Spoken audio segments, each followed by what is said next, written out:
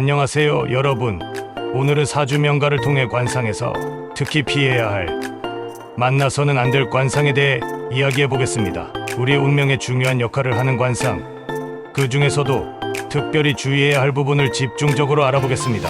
관상이란 얼굴의 생김새를 통해 그 사람의 성격이나 운명을 예측하는 방법입니다.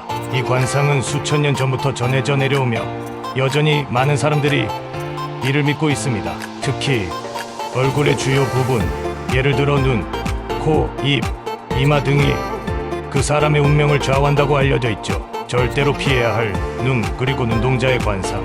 눈은 관상에서 매우 중요한 부분으로 천냥 중 900냥이 눈에 있다라는 말이 있을 정도로 비중이 큽니다. 삼백안산 바이엔 눈동자가 위로 치우쳐 흰자가 더 많이 보이는 눈입니다. 이 눈을 가진 사람은 야심이 크고 목표를 이루기 위해 수단과 방법을 가리지 않는 경향이 있습니다.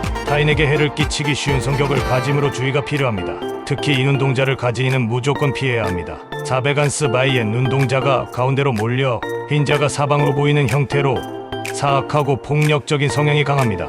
이러한 눈을 가진 사람과의 만남은 피하는 것이 좋습니다. 뱀눈, 날카롭고 얇은 눈. 이 눈을 가진 사람들은 대개 이기적이고 냉혹한 성향을 가지고 있어 신뢰하기 어려운 경우가 많습니다. 다음은 코의 관상입니다. 코는 재물을 상징하는 부위로 잘생긴 코를 가진 사람은 부자가 될 가능성이 높다고 합니다.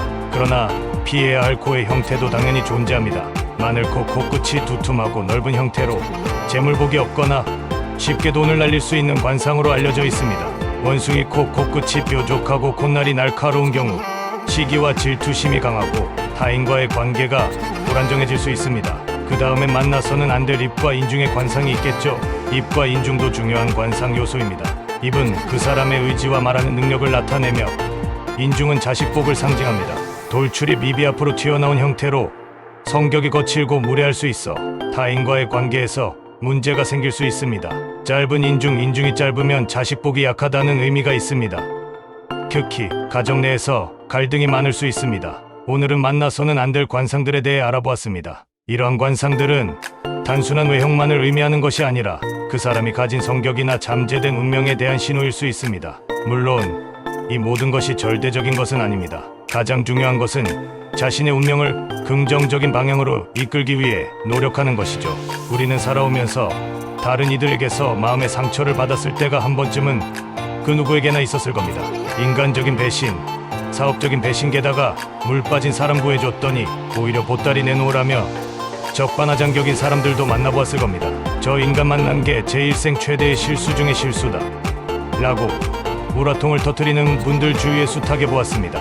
삼성을 창립하신 고 이병철 회장님은 바쁜 스케줄에도 신입사원을 면접하는 자리에는 관상가를 대동해서 면접을 보았다는 이야기는 유명합니다.